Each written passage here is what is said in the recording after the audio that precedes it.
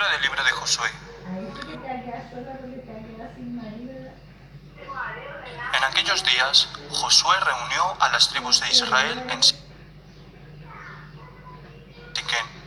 convocó a los ancianos de Israel, a los cabezas de familia, jueces y alguaciles, y se presentaron ante el Señor.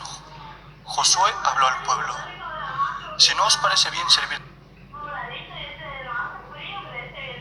al Señor, escoged hoy a quién queréis servir: a los dioses que sirvieron vuestros antepasados al este del Éufrates, o a los dioses de los amorreos, en cuyo país habitáis. Yo y mi casa serviremos al Señor. El pueblo respondió: lejos de nosotros abandonar al Señor para servir otros dioses extranjeros. El Señor es nuestro Dios. Él nos sacó a nosotros y a nuestros padres de la esclavitud de Egipto. Él hizo a nuestra vista grandes signos. Nos protegió en el camino que recorrimos y entre todos los pueblos por donde cruzamos. También nosotros serviremos al Señor. Es nuestro Dios. Palabra de Dios. Te alabamos, Señor. Gustad y ved qué bueno es el Señor. Gustad y ved qué bueno es el Señor. Bendigo al Señor en todo momento. Su alabanza está siempre en mi boca. Mi alma se gloria en el Señor. Que los humildes lo escuchen y se alegren. Gustad y ved qué bueno es el Señor. Los ojos del Señor miran a los justos, sus ídolos escuchan sus gritos, pero el Señor se enfrenta con los malhechores para borrar de la tierra su memoria. Gustad y ved qué bueno es el Señor. Cuando uno grita, el Señor lo escucha y lo libra de sus angustias. El Señor está cerca de los atribulados, salva a los abatidos. Gustad y ved qué bueno es el Señor. Aunque el justo sufra muchos males, de todos los libra el Señor. Él cuida de todos sus huesos y ni uno solo se quebrará. Gustad y ved qué bueno es el Señor. La maldad da muerte al malvado, y a los que odian al justo serán castigados. El Señor redime a sus siervos. No será castigado quien se acoge a Él. Gustad y ved qué bueno es el Señor.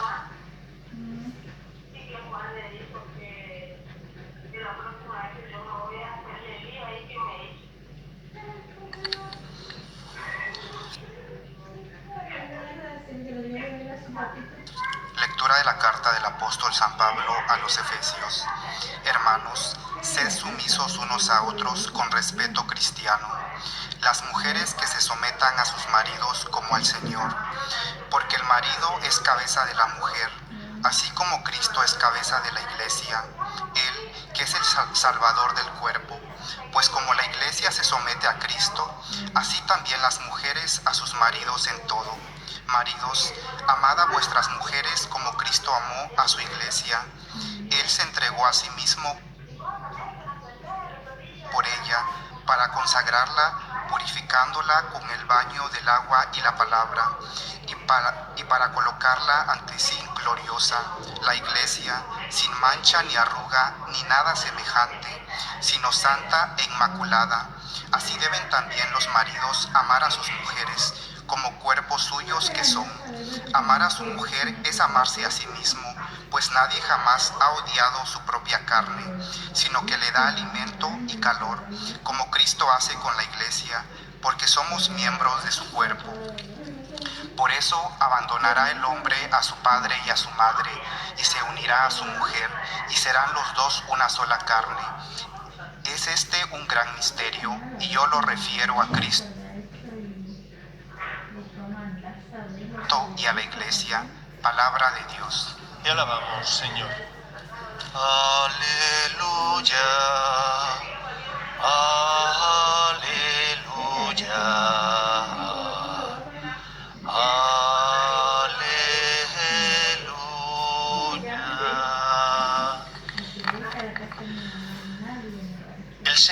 esté con vosotros. Lectura del Santo Evangelio según San Juan. En aquel tiempo, muchos discípulos de Jesús, al oírlo, dijeron: «Este modo de hablar es duro. ¿Quién puede hacerle caso?». Adivinando Jesús que sus discípulos lo criticaban, les dijo: «¿Esto os hace vacilar? ¿Y si vierais al Hijo del Hombre subir a donde estaba antes? El Espíritu es quien da vida, la carne no sirve de nada. Las palabras que os he dicho son espíritu y vida, y con todo, alguno de vosotros no creen». Pues Jesús sabía desde el principio quiénes no creían y quién lo iba a entregar. Y dijo: «Por eso os he dicho que nadie puede venir a mí si el Padre no se lo concede». Desde entonces muchos discípulos suyos se echaron atrás y no volvieron a ir con él.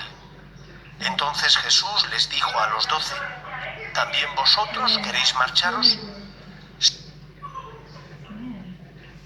Simón Pedro le contestó: «Señor, ¿a quién vamos a acudir? Tú tienes palabras de vida eterna. Nosotros creemos y sabemos que tú eres el Santo consagrado por Dios». Palabra del Señor. La semana pasada celebrábamos el 15 de agosto la fiesta de la Asunción en cuerpo y alma de María a los cielos. Con motivo de esa solemnidad, el Evangelio que escuchamos y que nos proponía la Iglesia no tenía nada que ver con el que acabamos de escuchar en estos momentos. Se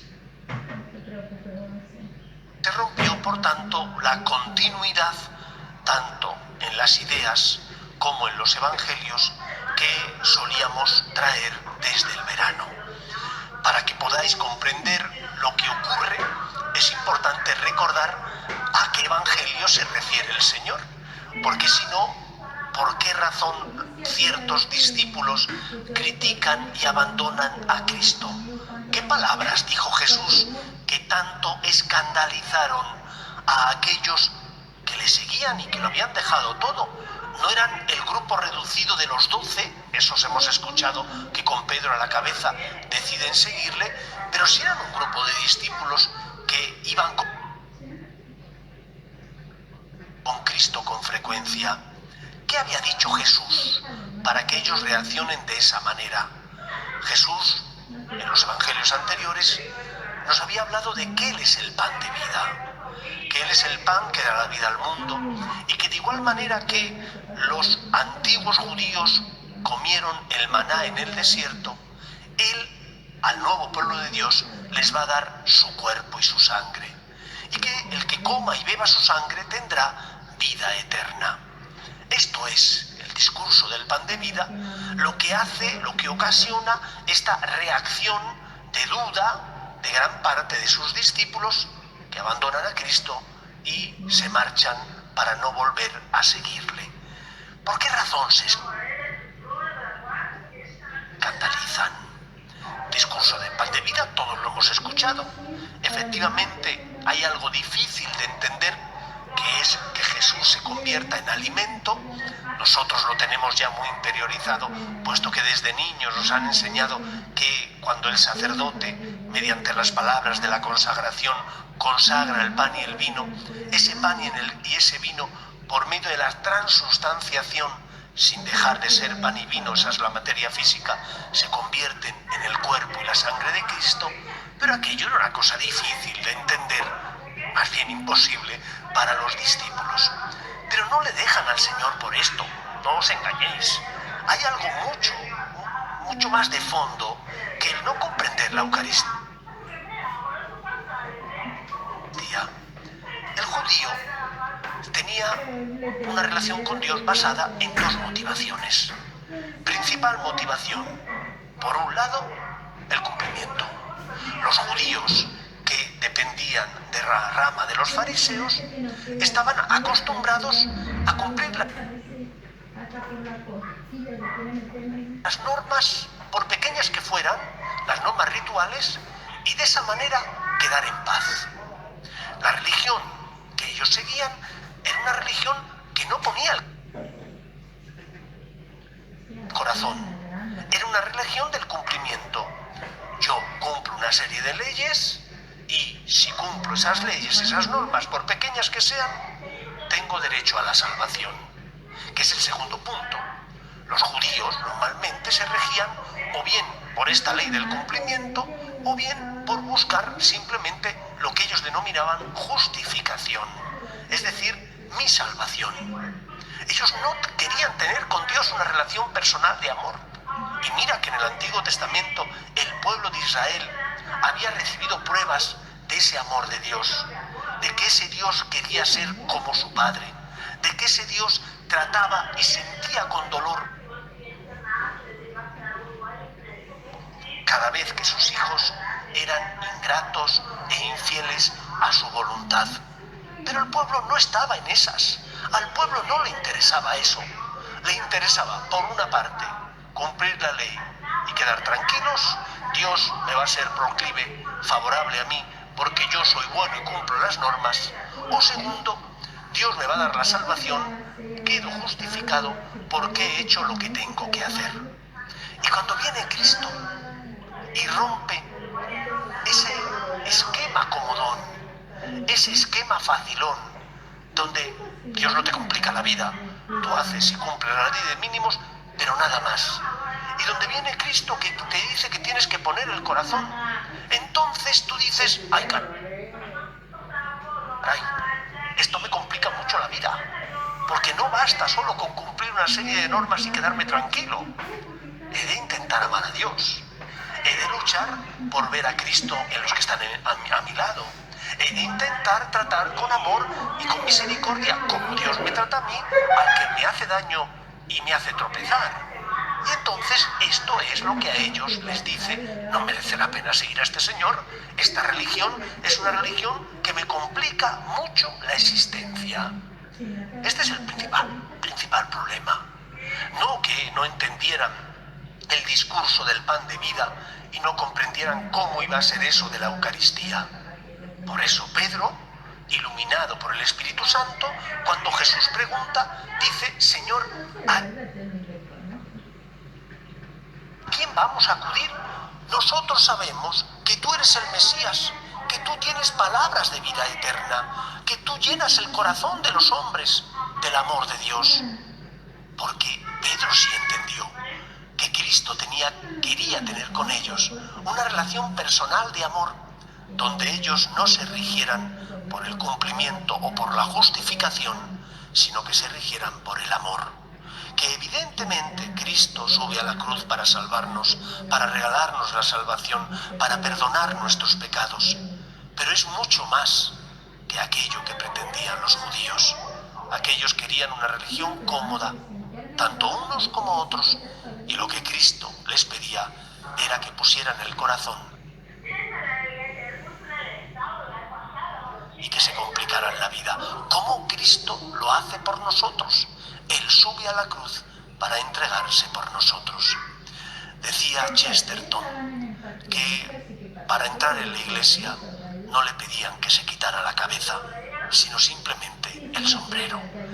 Dios quiere que le sigas y que le sigas entendiendo el porqué de las cosas, pero fiándote de Él, poniendo el corazón, porque hay una sabiduría que no es la sabiduría que da la inteligencia, sino que es la sabiduría que, como decía Pascal, da el corazón.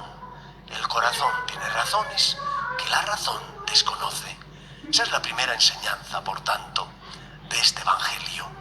Hemos puesto el corazón en nuestra relación con Dios, o estamos anclados en esa religión del cumplimiento, cumplo con las normas para quedar justificado y tranquilo, o busco simplemente la salvación. Yo no busco amar a Dios, busco simplemente mi salvación, que al fin y al cabo es algo legítimo, pero interesado. No busco amar a Dios, busco por encima de todo salvarme. Dios te ama y te quiere. Y creo que la respuesta que el Señor espera, y tiene derecho a ella, es la respuesta de aquel que pone el corazón, que trata a Dios no como un Dios lejano al que no le interesa nuestra suerte, sino como un Dios cercano, que le interesamos tanto, que permitió que su Hijo muriera en la cruz. Hay que ser conscientes del dolor que le generamos a Cristo cada vez que nosotros le damos la espalda. Es que no sufrió Jesús cuando pregunta esto a sus discípulos: ¿también vosotros queréis marcharos?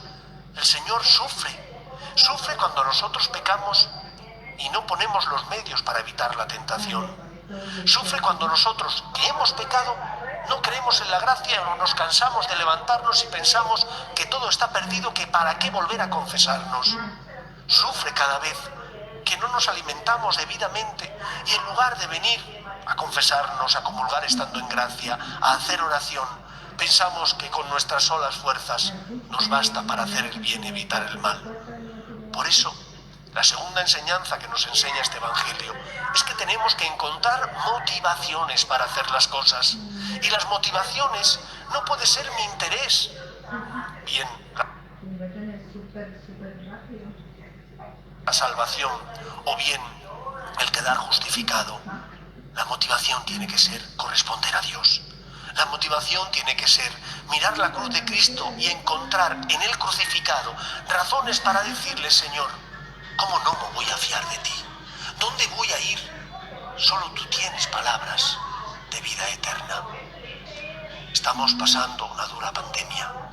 A lo largo de esta pandemia hemos atravesado momentos difíciles, donde no solo teníamos problemas sanitarios, sino que a raíz de esos problemas sanitarios las iglesias se cerraron y el culto público se suprimió. Recordad lo que eso significó, con cuánto dolor no podíais acceder a la Eucaristía ni al perdón de los pecados, no podíais recibir a Cristo más que haciendo comunión espiritual. Recordad lo que hemos pasado y que eso no vuelva a ocurrir en la medida de nuestras posibilidades. No faltar a misa nunca, si es posible que venga. No estar en pecado mortal, si es posible, porque tengo que confesarme lo antes posible. Es Cristo el que sufre cuando yo no le doy el primer lugar en mi corazón, cuando yo antepongo otras cosas a Él. Cristo sufre. No es algo que Él dice y que no fue verdad. Es algo que Él desde la cruz nos enseña que fue real. Derramó la sangre por nosotros. Y el Evangelio de hoy nos enseña a tomar en serio al Señor, a poner el corazón, a sentir con Él, a intentar no generar dolor a aquel que tanto nos ama y que por nosotros se inmoló en la cruz. Cada vez que tú vas a misa por amor a Dios, aunque tengas dificultades, cada vez que tú encuentras en Cristo motivaciones para ser justo, para intentar tratar bien a los demás, para levantarte cuando has caído, estás siendo luz en medio del mundo, como fue Pedro. Estás proféticamente anunciando que solo Cristo es el Salvador y solo Él es el que llena el corazón de los hombres de la paz, del amor y de la felicidad que todos necesitamos. Que el Señor encuentre en nosotros ese testimonio ante el mundo, el de aquellos que, como Pedro, con nuestro ejemplo le decimos: ¿a dónde vamos a acudir, Señor? Solo tú tienes palabras de vida eterna. Que el Señor